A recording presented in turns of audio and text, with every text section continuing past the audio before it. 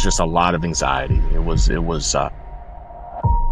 lot of thoughts, understanding what this was all about, trying to backtrack and wonder, what did I do wrong? How did I fail the sport? How did I fail myself? Kind of confused, knowing that I executed my processes to the best of my ability and the best of anybody else's ability. It was a definite difficult moment. You start thinking about your reputation and the things I used to love to brag about. I'm a clean athlete, was a clean athlete, still is a clean athlete, but Absolutely. you don't get to say that no more.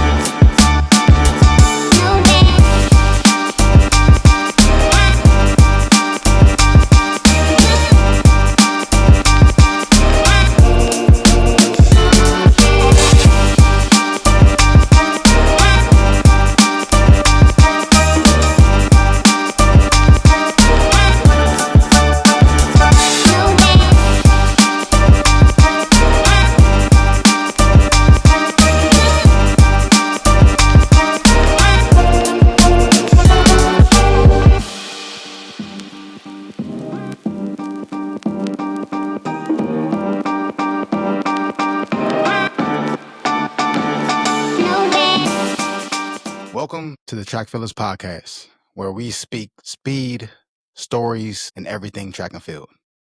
Today, we feature Coach Philippe DeRosier, who is well established in the realm of athletics. A native of Howard County, Maryland, Philip competed for the Howard County Community Track Team. He was a 6-time junior college All-American and was inducted into the NJCAA Hall of Fame in 2014. After graduating from Howard, he went on to compete at the St. Augustine University, where he would become a 10-time NCAA All-American and a 4-time NCAA Division II national champion. After college, Philip pursued his passion on the pro circuit, traveling the globe to compete against the world's elite. Following a successful running career, Philip transitioned to coaching and took on the role of strength and conditioning coordinator for the track team at Stevenson University.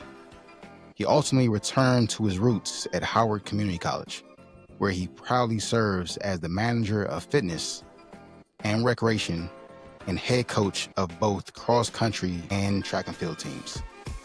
Coach Philip's journey is a powerful testament of a full circle moment in sports and in coaching.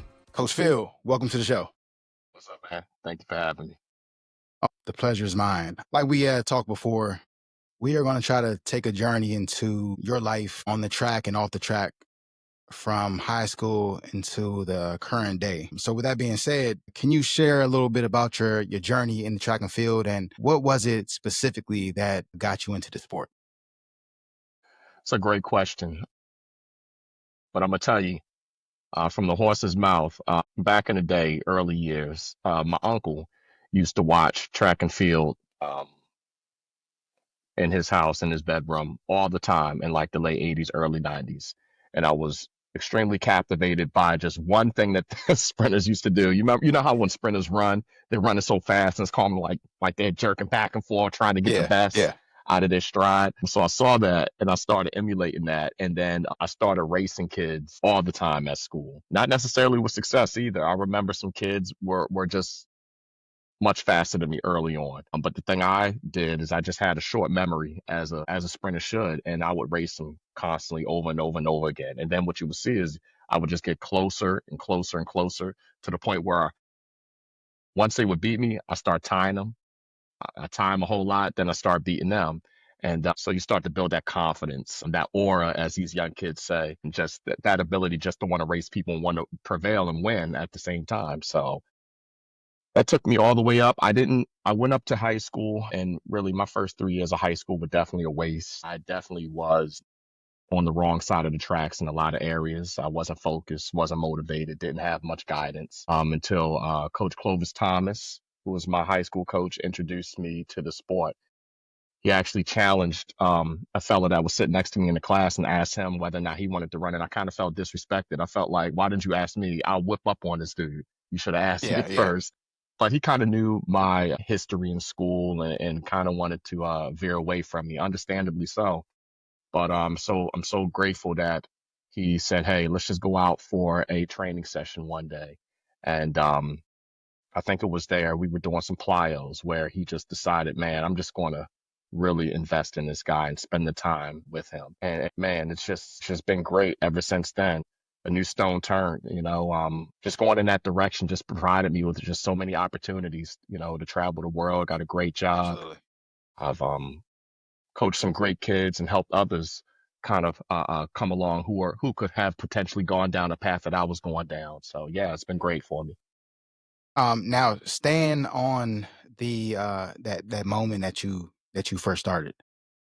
Tell us a little more about your high school experience. You're the new guy, right? And this sport is kind of new to you. Mhm. So tell us a little bit about the season overall, and how it kind of molded you into that next step in your career in this sport. Are you talking about like my first year of running track? Yes. Well, let's say let's back up a little bit. Did you run track before high school?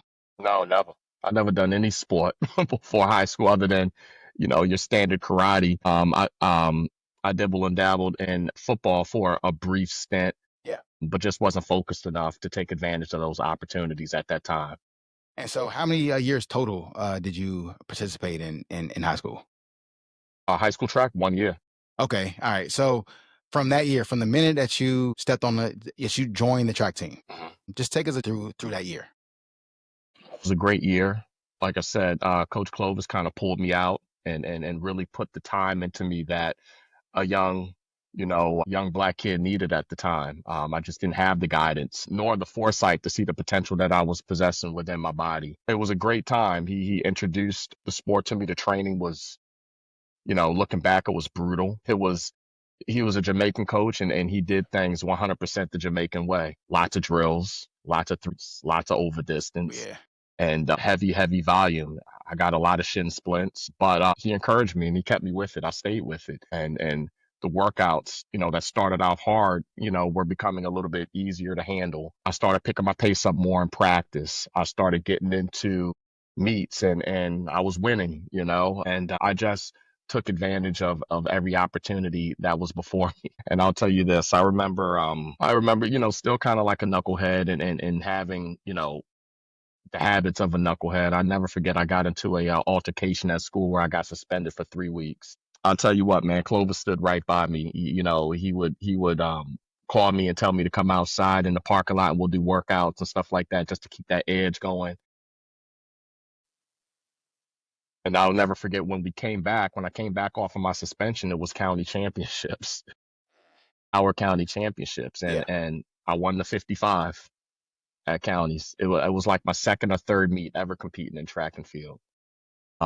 And then really at that moment, that's when the confidence and I would say, the paradigm shift started to happen with me. Just to believe that, hey, I can win and I can perform at the highest level. I started getting that confidence of a top sprinter. Like, no, a top sprinter, you have to believe that nobody can Absolutely, beat you. Like absolutely. it's just no space for anything else. So that some people call it cockiness. I just call it confidence, man. It's a part of the sport. It's a huge part of the sport. I started really just walking into races with that aura that I can't be beaten. I remember I won regions in the 55 that year, taking me all the way to states. And there was this athlete, I believe he went to Sherwood. His name was Mike Brown. He Oh was yeah, one of Mike Brown hurdler, right? I think it was Annapolis. I think. Annapolis. Yeah. Okay. Blue. They were blue, right? For the viewers who don't know, me and Phil actually competed in the Maryland 3A. Annapolis was the state champions indoor season, Hmm. and we were the runners up. Hmm. And Mike Brown was a guy that I would compete against in the 55. I didn't have a start, so Right. I think I ran 6.46 one time, and I couldn't never really duplicate that. Wow. But yeah, Mike Brown was a Annapolis guy. I won't forget that team for sure. Yeah. Yeah. Annapolis then. He was a hurdler. So I never forget he won the hurdles and then he came back and he won the 55 at state. So I would Yep. say Yep. he was one of the first guys maybe to humble me a little bit Yeah. in the sport. And I'll never forget, maybe, then, we're not always super tough. I probably felt a little bit defeated at that point, especially from just winning, so much up until that point, and just to come second when I really believed I could have gotten first was definitely humbling. Coach encouraged me to stay with it, and he would just say things that just got me to focus on the outdoor. And then we'd go to the outdoor season. He kind of saved that part of my career as well too. We get to the first meet, and I'm just getting beat by the people that I beat indoor, and not knowing anything about training theory. I would say that that was another area where I had to really grow up a little bit, and just wasn't used to getting beat the way I was. I remember Chris Barksdale; these were big time guys back in my day. I Yeah. don't know if, yeah, Chris Barksdale, Oakland Mills, yep, Oakland Mills. Yeah. big time guys. Chris Barksdale, Tony Cole, Antoine, Eileen. Oh, yeah. These were big time guys. I'll never forget my first outdoor meet. They smoked me. It was actually at Long Reach, Okay. and I was like, "Dang, what's happening?" But coach said, "Never worry, you'll win them all come later on in the season." I never Absolutely. forget that. Yeah. Um, and then I never forget we went to Woodlawn, and that's where I met Adam Grossman. Yeah. Oh yeah. Little Yeah, Adam, man. Little Adam was fast, man, and Yeah. and I never and Rob Duru. Yeah. Yeah. Sulin. Yep. They Yep. were at that meet, smoked me in the 100, smoked me in the 200, but my wheels started turning as it got warmer and as the speed and the training started picking up. And we went to friendly, and that was the first time I ran sub 11. I went like 1080 something that day, and then the confidence, starts clicking in and coming back. One of my favorite moments of that 2002 season was Penn Relays, the 108th running of it. 30,000 people. I know you remember it. Absolutely. Absolutely. 30,000 people, sunny day. At that time, I was afraid of the 400, right? And just the pain of it, and really not knowing how to distribute my energy properly because I was a short sprinter. I just take it all the way out and try to hang on. But one of my favorite moments was running a 4x4. I was second leg, and I get the baton. I pass like three people in front of 30,000 people, and Yeah. I'm just Yeah. gone. And yeah, I'm hurting, but I'm so afraid to get caught and to just stop and to slow down that Yeah. I just kept pushing on. And I split 48 seconds in the 4x4 that day, Yeah. and I was like, wow, I felt like I took my body to like another limit. 400 does that to you. Yeah. And it had a direct effect on my 200 because I didn't really approach the 200 um great, I would say, until college. I just didn't know how to distribute and how to run it the way that it deserved to be ran. But I would say the meet after Penn Relays, we had a race against the guy from Howard. I tried to do what Michael Johnson did, right? I liked how Michael Johnson always, when he's in his set position, he actually kind of looks forward at the guy. And we're talking about the 200, right? Yeah. Yeah.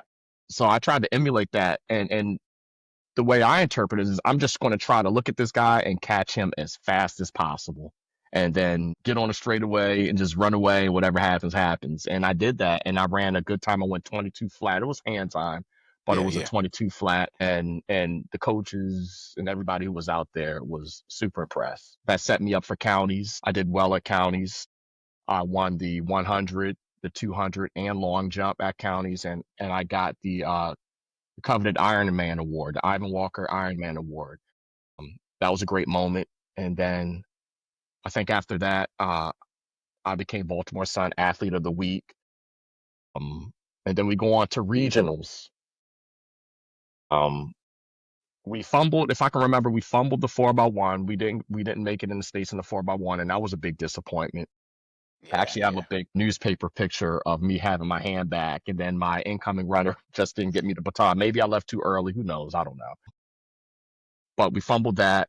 We get into the 100, and that's when I started really meeting the PG guys. I started understanding what it was like in PG. I forgot my man's name. He's actually Larry Hawkins' cousin. I think he died. God rest his soul. But that's where I met him. He was really fast, but I got the best of him that day. And then we get to the 200, And that's where I met you. that's, that's where I met you. And you want to talk about getting a humbling and sprinting. That was another humbling moment that I still think about to this day. Me thinking that I'm coming up off the corner, off the curve, all comfortable. I'm about to do what I want to do. Bruh, you swooped right under me and there was nothing I could do. You talk about a lot of things that I can relate to. Obviously, I was a first year runner as well, and Hmm. for us to be running in the same division, I think that's kind of crazy. How everything kind of landed, but as far as the 200, you had talked about the confidence during that year. That was peak confidence. I had never lost in the 200 prior Hmm. to that, and I had already came in with the understanding that if I don't win this 200, we don't have a chance at state championships, or the 400, So that the 200 came, and my philosophy there was just get around that bend before anybody, and I was already strong, So I felt like as long as I can get around the turn, I'm strong enough that nobody should be able to. Time wasn't super fast. I think it was. I think the prelim time was like 21:66, and the finals were like 21:88 or something. But yeah, 200 was always fun to me. Because I was a 400 guy, so Right. any chance I could get to run the 200, was just fun to me. Right. So I wasn't mature enough yet to appreciate it at that point. But you want to know what's funny? A lot of people say, they knew since the beginning when I first started running that 200 was always going to be my event. And I wish I would have adopted the 200, you know, earlier. We might have seen a different career from me. But that was a great moment. You were definitely a world class athlete in the making at that moment. I got to learn you, and then we go to states, and I do well at states. This is when it was at UMBC, right? yep, So I won the long jump day one, and I think we did something in the 4x2 second day. Then I was graduating that day, and then we get to that Saturday, and I never forget. I was so nervous. I was nervous as hell.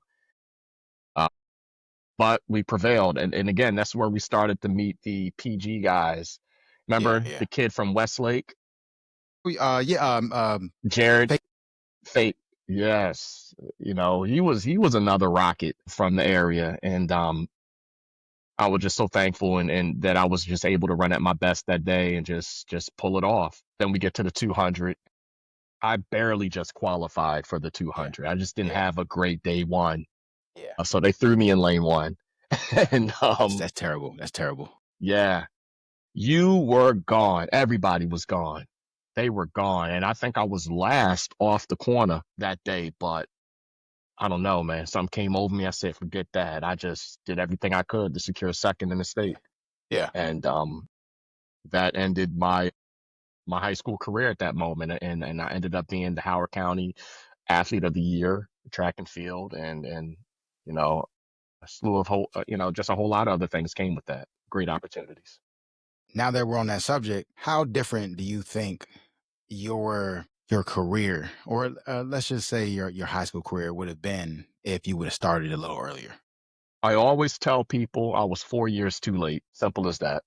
I think, let's just say I would say the peak of my career when I was 28, qualified for Olympic trials and competed there. I wish I would have done that at 24 so I can have, 4 more That experience. years. Yeah. At the highest level. Yeah. I probably could have achieved a little bit more, but it's just a learning experience. It all happens for a reason. And I don't feel any type of way about it. So now we've gone through high school. We've gone to the state championships. Now we are at junior college. Number one, what brought you to junior college, and why Howard Community College? Oh, let me tell you this. I actually did not run for Howard Community College first. I ran for Essex County College in Newark, New Jersey, um, under Coach Smart, who died 2 years ago. God rest his soul. He was that was another paradigm shift in my career.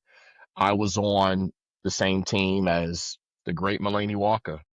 who won the 400 hurdles at the 2008 Olympics and 2009 World Champs. Yeah, that was my teammate. So I was actually there first, and Okay. dude, that was like a rude awakening. Yeah. You know, Chris Stevens, 13.6, 110 hurdler, Todd Dutch, 10.3 100-meter runner, 20-point 200-meter Yeah. runner coming out of high school, Yeah. That's crazy. and just a bunch of other cats who had history of competing at levels that I have not competed at. Yeah. So I would say it was more or less a culture shock from a training perspective. I didn't know For nothing sure. about track. Yeah. I just knew that I had some ability, and I was a little cocky, and I'm willing to get with whatever you can throw at me to the best of my ability. But that was a culture shock. A lot of those guys are still my friends till this day. It didn't really work out the way it should have, the way it could have at Essex. I think I was a little homesick, and I think that I just didn't understand enough about the sport to utilize it for what it was worth up there. So I actually dropped out and came back home a little bit, but then got that bug again in the fall. I'm doing nothing, just letting all of this talent, everything just waste away. And then I come across, like my second father, my track dad, Coach Eric Henlon, who again just kind of like resuscitated my career and just was just another great human being that just came in, saw my value, saw that I was on my BS, and yeah, man, just put his time into me. So we come to Howard Community College, which, and I'm here to say this, it was probably the lowest of the lows you can go in the track and field world. Not only were we a JUCO, we were a Division III JUCO, Yeah. and the level of competition was just not high at all. But looking back, that's what I needed to develop. That's what I needed to For build my sure. confidence and to understand my value. It wasn't overwhelming. It didn't consume me in a negative way. It was just a developmental step that I needed to keep progressing in the sport of track and field. So I get there and we have a great first year. We go to junior college nationals and I win the 100, 200 and long jump. And then I think my times that year were 10:58. I went 21:67 that year, and I jumped 24 feet in the long jump. Then we go back to the second year, and I win the same event, win the 100, 200 long jump, and I end up being one of the faster JUCO kids in the nation, whether it's D1 or D3. I went 10:47, which was actually pretty decent back then. Absolutely. Absolutely. I think that was 10-4. I had went to Morgan and we was in the East region, which is a very tough region. Got the Floridas and stuff. And 10-4 easily got you in the In the region fight, yeah, easily. Yeah. yeah, yeah. So we had a great career there, and I went 21:20 and a 200. And really that's where Herb I started finding my 200 stride, Okay. Yeah. in college. I found out how I wanted to approach it because you can approach a 200 multiple different ways. Hmm. But everybody has their own way they approach it, and I just learned that I just needed to kill the curve. That was my style. Is just run that curve and just stand up coming up on the straight and just hold on. That was my way. And I actually set a NJCAA Division III 200 record that's still standing to this day, 20 years later. Yeah. And I was recruited by Cal State Northridge. I still have their letters and things that they were saying, communicating with me. And now I'm ready to look for another college. I've already told the people that you went to St. Augustine, Mhm. which a lot of people, and it's kind of disappointing, don't understand the history and how much of a powerhouse St. Yeah. Augustine was. But as far as the recruiting there, was it something where you knew about their history or, you just chose them because of something else?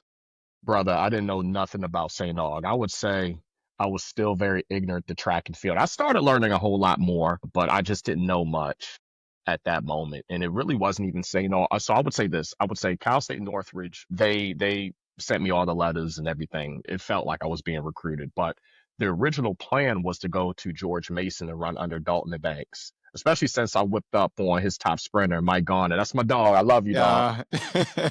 I beat him at home that day, and Dalton was like, "Yeah, we got to figure it out." But for that to happen, I would have to have stayed at HCC another semester before I transferred in. Not wanting to do that, kind of wanting to feeling the urge to get away and just to do something different. Remember, I told you my buddies that I made at Essex County College. A lot of them transferred to St. Aug. Chris Stevens, Todd Dutch, James Holden, these guys, and they reached out and said, "Yo, you would fit in so well down here, and I'm pretty sure a coach can use you for something." Hmm. So, yeah, I just kind of packed my car up. I had like $500 in my pocket.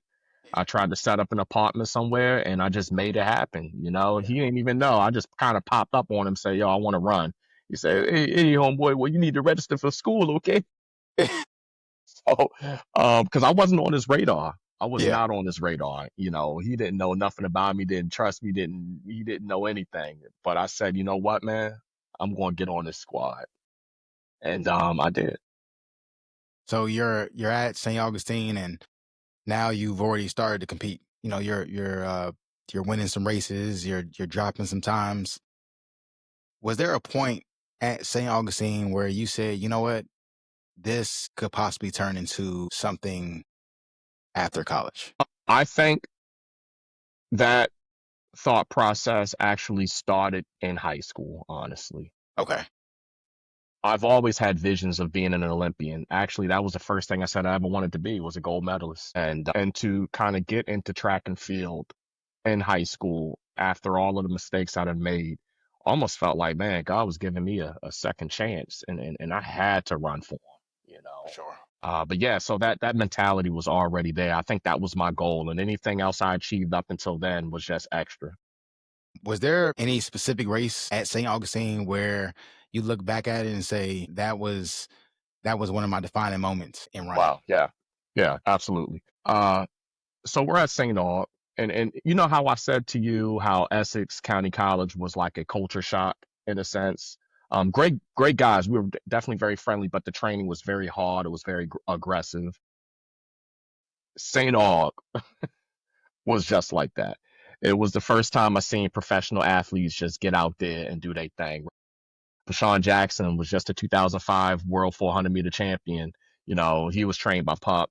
And we walk on campus. As a matter of fact, my first day on campus, I see Sean Crawford and Justin Gatlin sitting on our stairs next to Student Union. I'm like, what the hell is this place? And I was like, wow, I got to be in the right place. I was having a hard time, I would say, in the beginning, balancing like that next step of training. It was definitely very hard. I remember he would send us on the Krispy Kreme route early in the season, which was just a lot of distance running. And Yeah. you know anything about me, I hate distance running. I can't do it to save my life. I just burn up. And then, the 2 600, that type of stuff. The 2 600s at like sub 130 type stuff, brother, I'm telling you, that was difficult. The A200s at 28, and then these guys, they were recovering so fast that I was like, wow, this is just next level conditioning. And I was kind of struggling. We had Dennis Boone at the time, who was a good buddy of mine. Oh yeah. He was a great starter. He was great Virginia state champion in the long jump and then in sprints. Definitely a little bit more seasoned than me, as far as his experience. Was kicking my butt in just all of the sprint events. My legs just weren't working. And there's a reason why that I'll tell you later on that I've discovered. Earlier in the season, my legs just weren't working. He was just kicking my butt. Coach was looking at him. Coach was taking him places as he should. But I would say the most defining moment was when we went to Chapel Hill our second time. And I said this prayer to God, right? And I said, listen, God, I just want to run and feel good about it at the end. Because I would run in races and I'll be like, bro, that's just not my fastest. I know I can run Yeah. faster than that. Yeah. And it just was not clicking. And I don't know, something just happened. Up until then, my PR in the 60 was 692. But that day, boom, 679. And then the race just felt so pure. It felt so Yeah. perfect from beginning Yeah. to end. And to the point where I couldn't even, kind of do it again that day. But I still went like 680 something, 81 or 82 that day. But after that moment, I was like, wow, I can do it now. I can run with Yeah. these guys. Yeah. And the rest is history. Um, you also was a 4-time national champion there, right? Yeah. And so for you to be a national champion, how did that first one feel compared to that last one that you won? First one felt like a gift. The last one felt like I earned it. The first one was interesting. I like one of those situations where I just was not on the radar. Was that the 200? The 200, yep. Okay. And interestingly enough, I don't even think I was about to get entered into the 200 until after conference champs when I went like it was indoor that year. I went like 21 something. But anyways, Andy said, "All right, we're going to throw you in the 200." Because I think up until then it was just the 60. Because I went like 678 that year. That was like my fastest. Yeah. It was just the 60, and she wasn't even going to throw me in the 200s. She threw me in the 200. I had a good first day, but I was the fastest qualifier for the slow heat. You know how like indoor they do two heats. They have a fast heat, they have a slow heat. So I think I was fifth fastest qualifier or something like that. And but I get the preferred lane, lane 5 at the Reggie Lewis Center for the slow heat. And then I hate indoor tracks. I never was a great curve runner. I just run it, man, stumbling all over the place trying to Yeah, learn how to lean. for And sure. then I crossed the finish line. I wasn't the greatest. I think I went what 21:36, and I was just waiting there for the fast heat to conclude. And when I saw that those guys was fighting, fighting, fighting, tripping, tripping, tripping, and went like 21:44, bro, I just jumped up out of my seat. I was like, dang, I done won this thing. Man, I know that was a heck of a feeling. So you have all the success in college. Mhm. You have the national titles, put down some very good times. Now it's time to leave St. Augustine. Mhm. Where or what brought you to where you end up at? As far as I saw that you ran with GW Express, right? Who guided you there, and what was the process to run post college? I would say that the process actually is just quite simple. If you find you a good group, or if you got a good training regimen and you know how to enter yourself into meets and get you a qualification time for a national championship, the process is kind of quite easy. It's not super hard. But there are multiple avenues that you can take to get into elite level athletics. I wouldn't call my, even though I've made some money on the elite level, I wouldn't even call myself a professional. It wasn't enough to justify, that position, just to call myself a professional. But what you do is you get a manager, and the manager helps you organize, your coaching and maybe your travel and your meets and the things. And you get like an itinerary, and the meets you get entered into are based off of a couple things, maybe the times that you've ran and some of the people that you've beat. So yeah.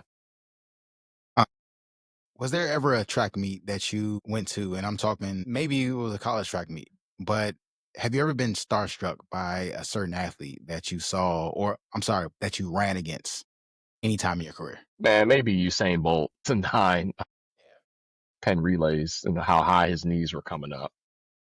That's probably the Yeah, I never was really Star Trek because I wanted to be them. I felt like I Yeah, was them. yeah, I didn't really, you know, I didn't give them that honor too much, if that makes any sense.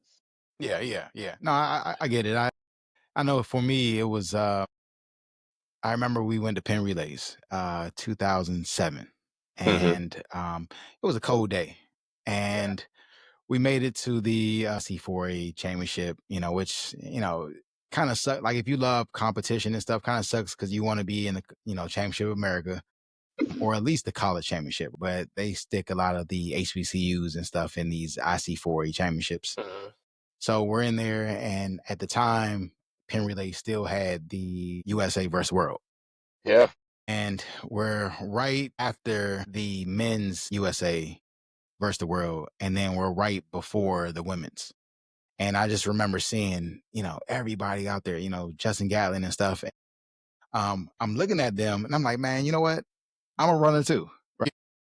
So I've never asked for an autograph or anything. I think we got a couple photos, but I've always wanted to kind of uh, just run just as fast as they were, and everything. So I get what you're saying, as far as that.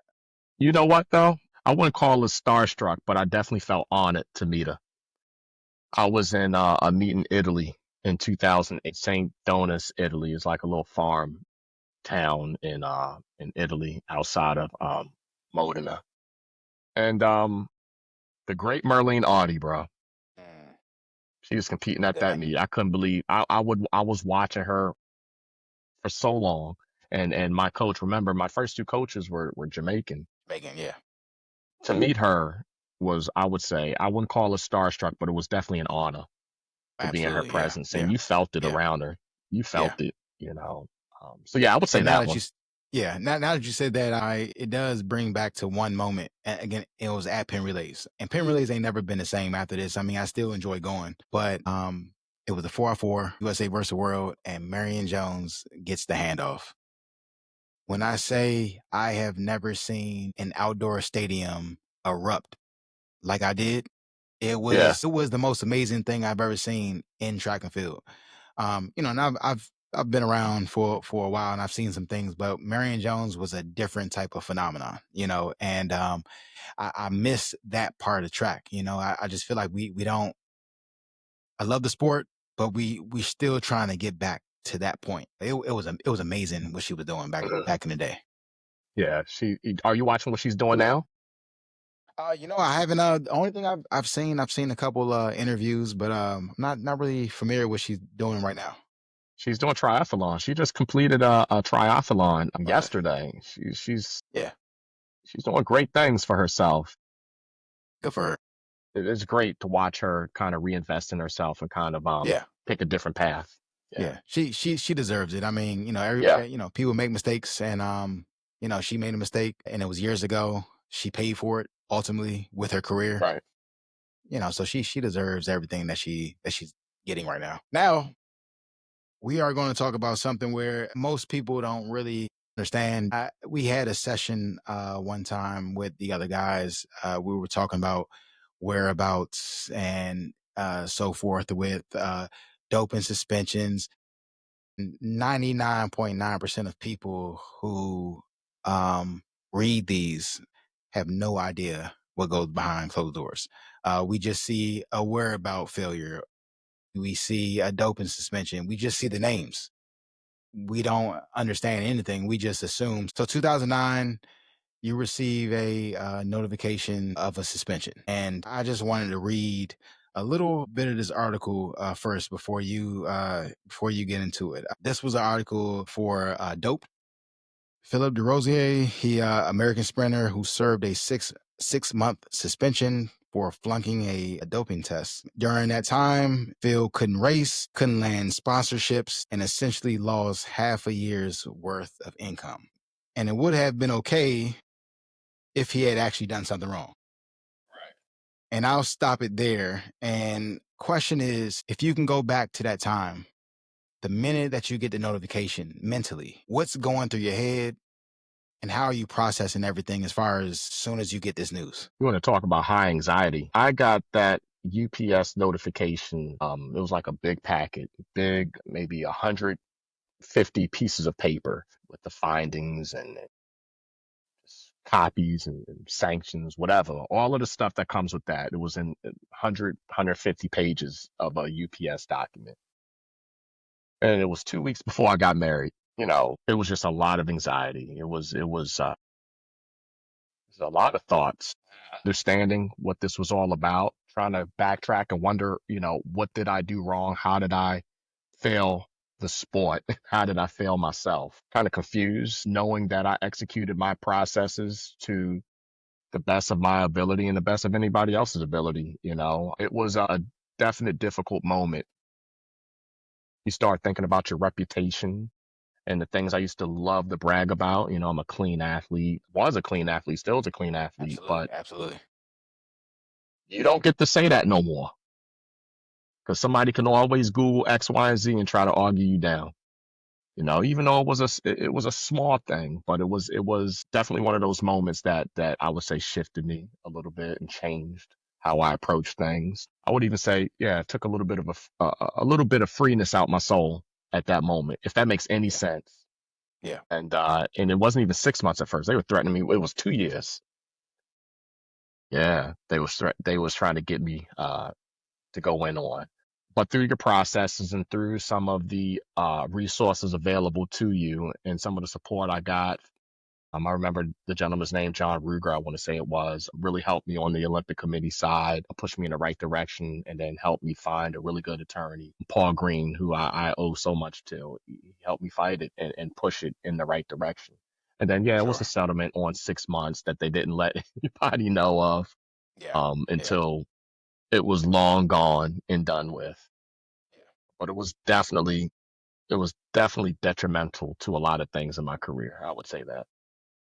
And for me, like I said, I always try to look into things before I make any type of judgment. And, just being someone who just reads up on stuff, I Googled everything, and Mhm. I've always tried to keep tabs with certain people, especially yourself. And having read and looked at the interview, that's what was kind of shocking to me, where one decision on their behalf, how it can affect someone's career, ultimately, ruining it or ending somebody's career. Yeah, And I think what most people don't really understand is they'll see somebody like Justin Gatlin. They'll be suspended or whatever, and they're coming back and they'll bounce back and make the money and win the medals. But there's another tier underneath of that where it's not so easy. The funding in track and field, we're still trying to catch up until this day. right, So these sponsorships, track and field is different than any other sport in the world. We essentially work as our own business. It affects a certain group more than others. And that's what we're not really thinking about.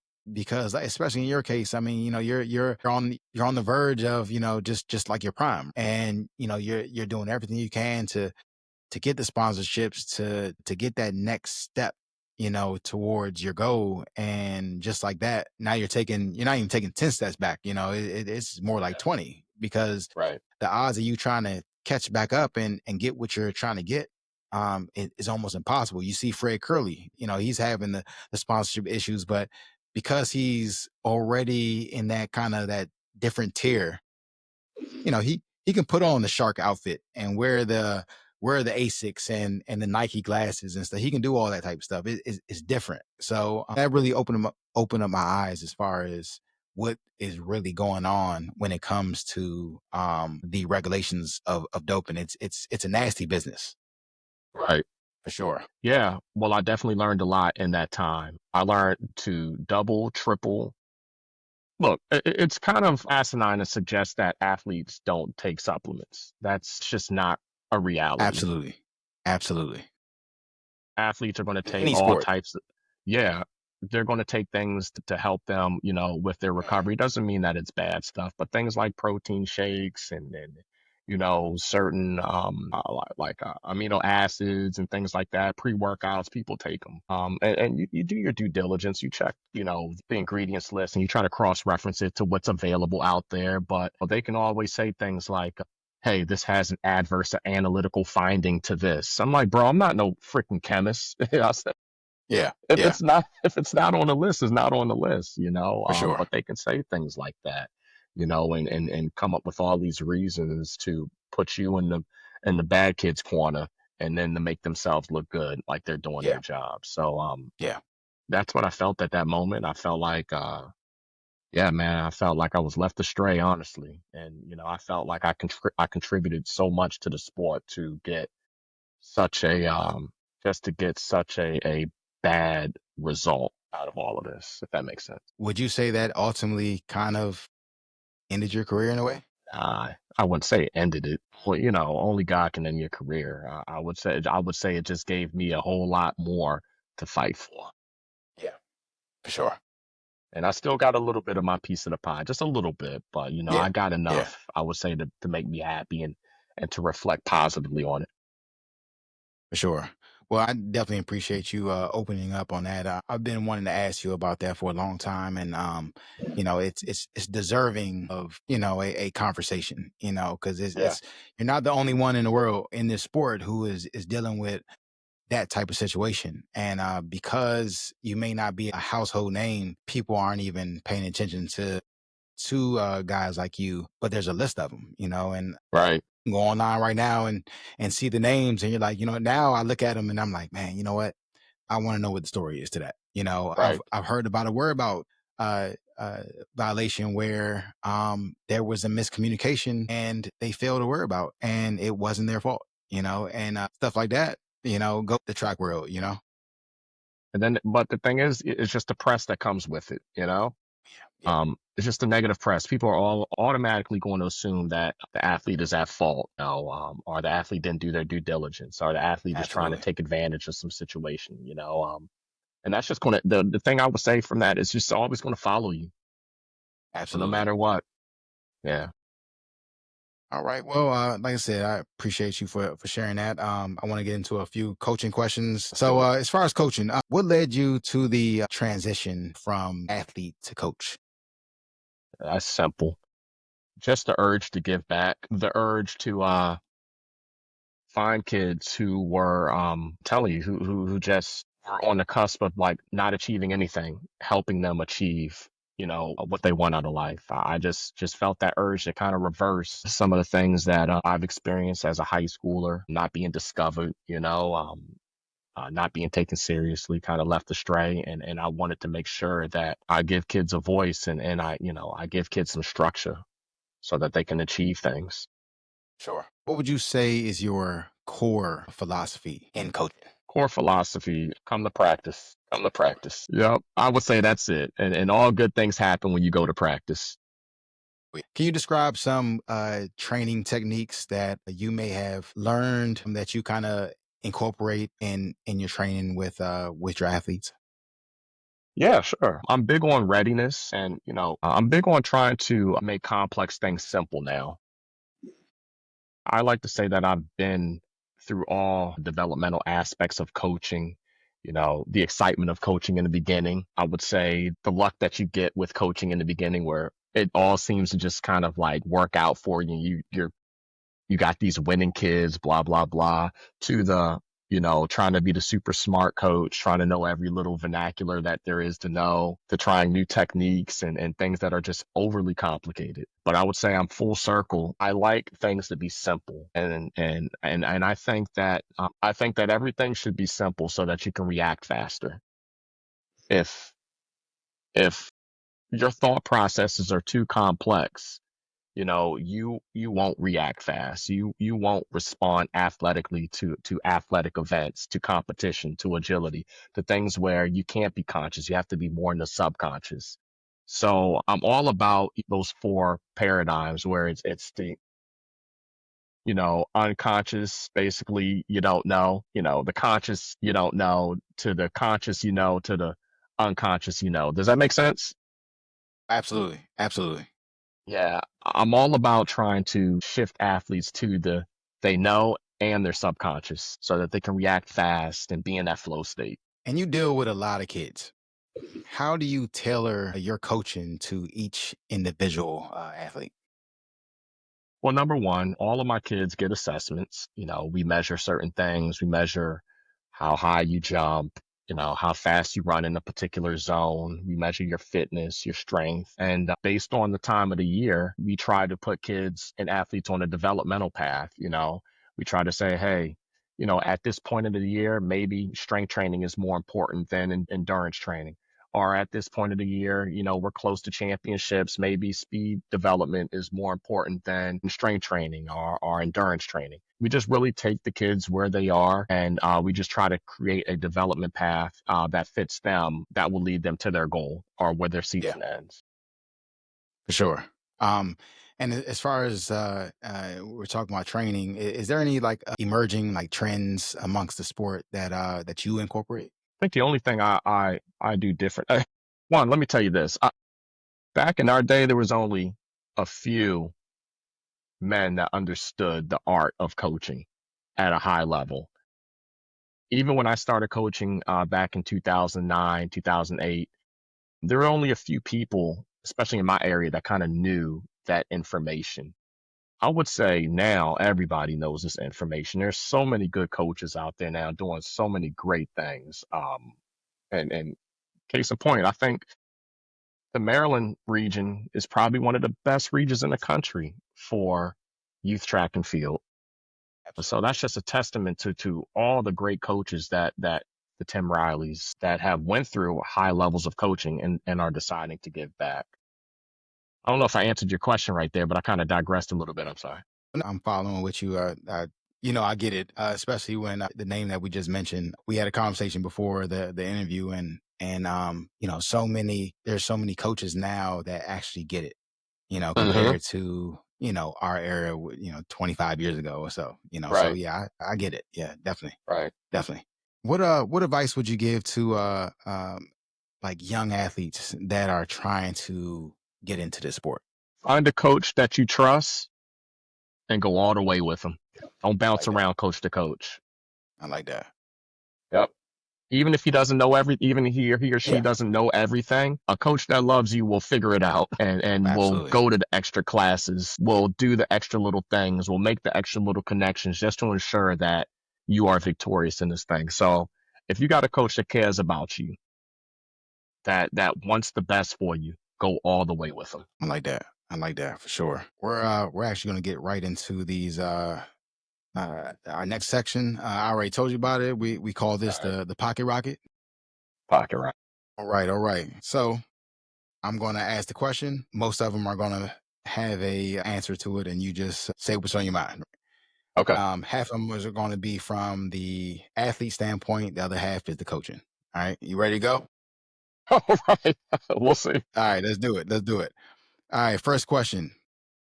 Favorite track event to watch? 4 by 1. Go to pre-race song. Bring the ruckus. Indoor or outdoor season? Outdoor. Best track snack or meal? Bagel. Most inspiring athlete in track and field? Oh, there's a few. There are a few. I would say Justin Gatlin. Okay, like that one. The PR you're most proud of? My PR, I would say my high school career. Got you, got you. If you weren't in track, what sport would you do? A race car driver. Favorite drill to run at practice? Favorite drill to run at practice. Okay. I would say quick leg alternating, What is the toughest part of coaching? not snapping at these kids. Hey, I feel you on that one, man. What is the most rewarding part of coaching? When they make it and they're happy and they're smiling Favorite meet to bring your team to? and relays, even still. For sure. Go to motivational phrase. Man, it's a couple of them. Coach Williams, that's a lot of them actually. Coach Williams, and I use this to this day. He says, God didn't make winners or losers, he made choosers. That's like one of my favorite things to say. Keep that one up for myself. It's the last one on here. Team bus vibes, hype or chill? Both. I would say more chill though. We actually have a bonus, but let me try to see if I can bring it up real quick. I want to ask you about this right here. Let's see if I can preview it real quick. See. Lord have mercy. All right, hold on. Let's see if we can get the other one out here. Lord, that's Albertville, France right there. See, the question is, do you plan these? Is it something that you said, all right, hey, this is what I plan on doing when the cameras come out? Nah, man, I don't know, man. It just came up and I just kind of went with it, you know? Nah, I didn't plan that one though. It looked like That's you was me more thinking I'm cooler confident in than one. everybody. Yeah. Just thinking I'm cooler than everybody out there, dog. I figure I'll show you the video and everything, That's actually Thought quite that was funny. embarrassing to look back on it. Hey, look, I did my homework. I did my homework. Good. What are you currently working on right now? It could be track and field or non-track and field. Just what are you working on right now? I'm working on balance, honestly. I don't know if that's the right answer you're looking for, but just balance. And I have a big position here at Howard Community College. Uh, I oversee a lot of things, and it's really just balancing that with the expectations and the family life. That's the biggest piece I'm working on, just balance. For sure, for sure, for sure. And this is the last question I have for you. Do you have any final thoughts or words for our viewers or listeners who are passionate about this sport? I think this is one of the greatest sports on the planet. It's still the one sport where, in a politically driven land, it's still the one sport where you get out what you put in. And I don't know if I could say that about any other sport on the planet. I used to be able to say that about boxing. I can't even say that about boxing anymore. Yeah, But I think track and field is the last sport remaining where you definitely get out what you put in. So if you want a huge payday, you got to be willing to pay. absolutely. Well, that is going to conclude our interview. I cannot tell you how much I appreciate you on the show, and we definitely hope that you come back. Absolutely. Like we always say, every race has a story, and every runner has a journey. Thanks for watching.